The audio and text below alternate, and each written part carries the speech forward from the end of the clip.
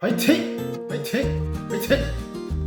EX 기장 1인칭 교육 시장입니다. 구독과 좋아요를 눌러주시고요.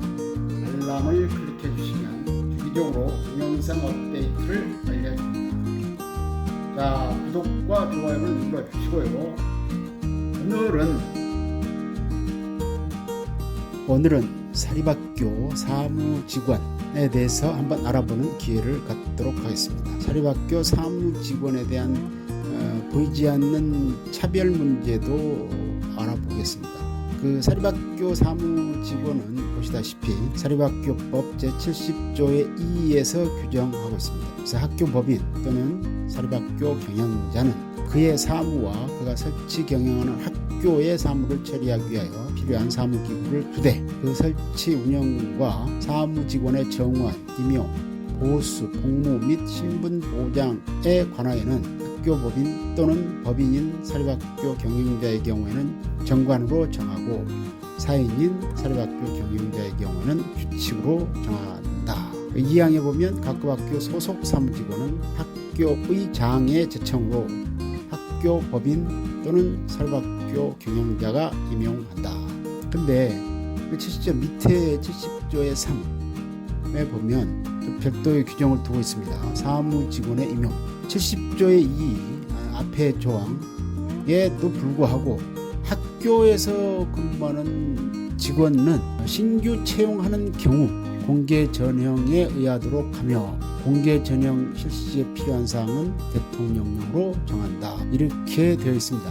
그래서 그 내용을 보면 여기에 학교에서 소속 사무직원을 신규 채용하기는 경우에는 공개 전형에 의하도록 한다고 되어 있습니다. 따라서 학교에서 소속 사무직원을 신규 채용하지 않는 경우는 어떻게 해야 되느냐, 이건 명확하게 규정이 없습니다. 그래서 앞에 규정을 주해보면 정관으로 정하도록 하고 있기 때문에 정관에서 학교 간 전보를 규정하고 있다든지 또는 학교법인 내에 전보사항을 규정하고 있다면 학교에서 신규 채용하지 않는 경우라면 이건 가능하다고 해석이 되는데 이걸 어떻게 다르게 해석하는 경우가 있는지 아직 판례 같은 게 형성이 안 돼서 지금 아리송합니다. 제 견해로는 여기에 명확하게 법문에 따라서 소속 사무직원을 신규 채용하는 경우 공개 채용하도록 하고 있기 때문에 신규 채용하지 않는 경우, 그 기존에 있는 학교에 근무하는 분들이 있습니다. 법인에. 그런 경우라면 여기에 명확하게 나와 있지 않다면 이 정관에 나와 있는 대로 시행하면 되는 게 아닌가 이렇게 생각합니다. 이렇게 임용된 사립학교 사무직원은 교원 자격 검정령에 보면 교육행정 경력의 범위에 적용을 받지 않습니다. 거기 보면 제 부조에 교육행정 경력이란 다음 각호의 어느 하나에 해당하는 경력을 말한다. 이렇게 되어 있고 1호가 교육부와 그 소속기관에서 7급 이상의 국가공무원 또는 고위공무원단에 속하는 일반직 공무원으로 근무한 경력, 그러니까 국가공무원만 되는 거예요. 그 다음에 2호에 보면 특별시, 광역시, 특별자치시, 도, 특별자치도, 시도의 교육행정기관과 그 소속기관에서 7급 이상의 국가공무원 또는 고위공무원단에 속하는 일반직 공무원 또는 지방직 공무원으로 근무한 경력, 지방공무원으로 근무한 경력, 이렇게 나와 있습니다. 그러고 보면 공무원만이 교육행정 경력에 해당된다고 규정하고 있습니다. 그래서 학교, 사립학교에 근무하는 경력은 인정하지 않는다. 그러면 공립학교에 근무하는 공무원들은 인정이 되냐? 인정이 된다 이 말입니다. 그분들은 일반직 공무원, 지방공무원이기 때문에 가능합니다. 이렇게 해서 사립학교 사무직원은 교묘하게 배제되어 있습니다. 이런 교육행정 경력이 왜 중요한가는 여기 보시면 교장 및 원장 자격 인정 기준에 여기 보면은 초중등학교 교장란에 그 가호에 보면 5급 이상의 국가공무원이나 지방공무원으로서 5년 이상의 교육경력 또는 교육행정 경력이 있는 자, 이렇게 해서 교육행정 경력, 여기에 보면 국가공무원이나 지방공무원인 경우만 해당이 됩니다. 또 밑에 보면 다호에 보면 교육행정 경력이 있는 자, 초등학교 이상 교육행정 경력이 있는 자, 여기서 교육행정 경력이라면 아까도 말씀드렸듯이 공무원 또는 지방 공무원이었던 자로 한정하고 있습니다.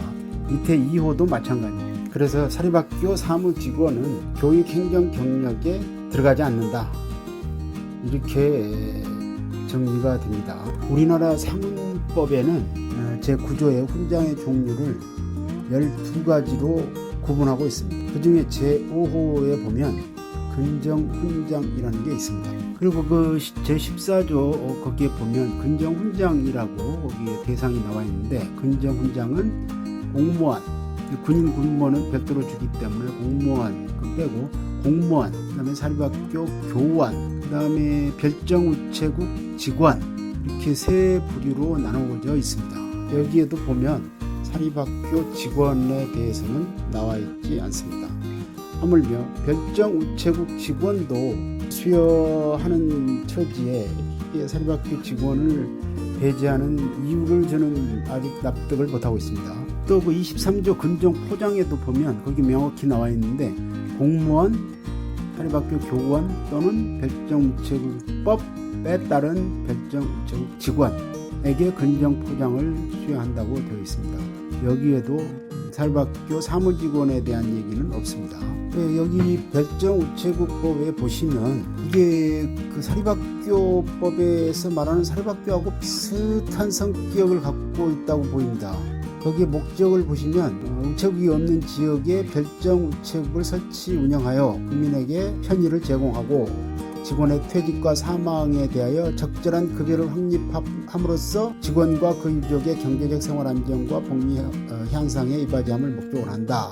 그래서 제2조에 보면 제1호에 별정우체국이란 과학기술정보통신부 장관의 지정을 받아 자기의 부담으로 청사와 그 밖의 시설을 갖추고 국가로부터 위임받은 최신 업무를 수행하는 우체국을 말한다. 그래서 밑에 3호의 직원이란 별정우체국장과 제8조에 따라 채용되어 근무하는 사람을 말한다. 처음에는 전부 별정우체국 직원들도 그냥 임의로 채용된 분들이었는데, 나중에는 이제 점차 강화되어 갖고 이제 공개 채용하도록 전환이 됐습니다. 나중 추후에 이런 상황을 보면 사립학교법에서 말하고 있는 사립학교하고 사립학교 그 설립자 또는 그 사립학교 직원하고 비슷한 유형인데, 여기 별정우체국법에 따른 직원들은 상훈 포상 대상자가 됨에도 불구하고 사립학교 사무직원은 안 된다는 게, 이게 뭔가 좀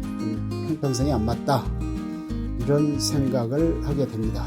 추후에 당국에서 잘 검토해서 그런 걸 좀 시행했으면 어떨까 하는 생각입니다. 오늘은 사립학교 사무직원에 대한 차별 인용과 차별 사례에 대해서 한번 살펴봤습니다. 다음에도 또 필요한 사항들을 발굴해서 올리도록 하겠습니다. 오늘 준비한 자료는 여기까지입니다. 다음에도 유익한 내용으로 찾아뵙도록 하겠습니다. 구독과 댓글을 달아주시면 큰 힘이 됩니다. 다른 유익한 내용도 있으므로 지인들에게 추천해 주시면 큰 도움이 되겠습니다. 그럼 오늘도 화이팅 하면서 이만 마치겠습니다. 화이팅! 화이팅! 화이팅! 감사합니다.